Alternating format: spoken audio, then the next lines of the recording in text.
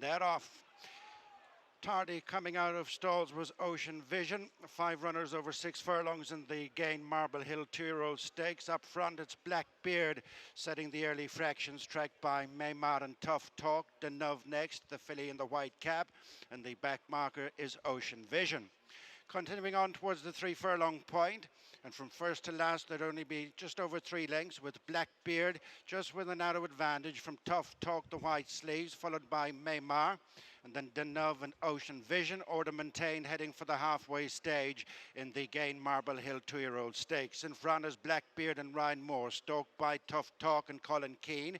In behind them is Maymar and Lee Roach, followed by Deneuve and Shamie Heffern, and nudged along on the outside, and Ocean Vision and Billy Lee remain last of the 5. Coming inside the 2, and it's Blackbeard in the lead from Tough Talk, Maymar. Deneuve next in the centre of the track, and then Ocean Vision racing towards the final furlong, and Blackbeard is opening up, racing inside the final 200 yards, and it's Blackbeard coming away from Tough Talk. Maymar is next as they run up to the finish. It's Blackbeard taking another step forward for Ryan Moore and Aidan O'Brien, making it 3 out of 3 in the Gain Marble Hill. That was impressive. Tough Talk second, then Maymar, Ocean Vision and Deneuve.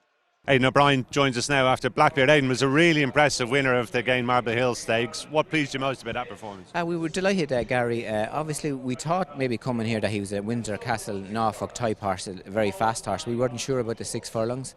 So it was great that he got the 6 that well, handled ease on the ground, and it leaves him open that he can run in a Coventry, maybe on the way back to a railway or something now. So he's strong, mature horse, lovely mind. No, he couldn't have been happier, really. And just before the race and again after, he showed signs of being a little bit playful. Is that just his character, or is it something you think might be ironed out? Yeah, he does an unusual thing for a colt. He goose steps, and usually it's only fillies that do it. He if you see him, he walks and he slaps the ground with both front legs. It's a very unusual thing to see a colt doing.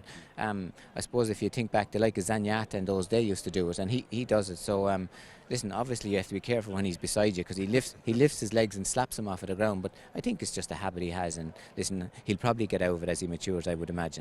And Aidan, you've got some lovely juveniles down there. This fella, Little Big Bear, the Antarctic, etc. Is a pecking order starting to crystallise now, do you think? I suppose, obviously the Antarctica, we thought we would definitely go for the Norfolk with him. This horse, we thought that he was that type of horse unless he got 6 well, so he's open to the Coventry now as well. Some of the others that ran already will run again, and then we'll know more about them. But like obviously as they run, the pecking order becomes a little bit more apparent, because you know what type of races to run them in, and everyone can assess them then, and we usually see what the handicapper thinks then, and go from there, really.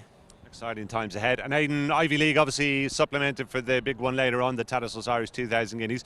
What realistically would be a good run from him today? Yeah, we always liked him a lot, Gary, and he was very green first time here, and then he went back and he won a maiden in Dundalk, and he's still very babyish. He went across the track, and we said the kind of was always in our head that he could be an Irish Guineas horse, but we felt he was too green to do it, so we ran him in Leopardstown against the older horses the last time.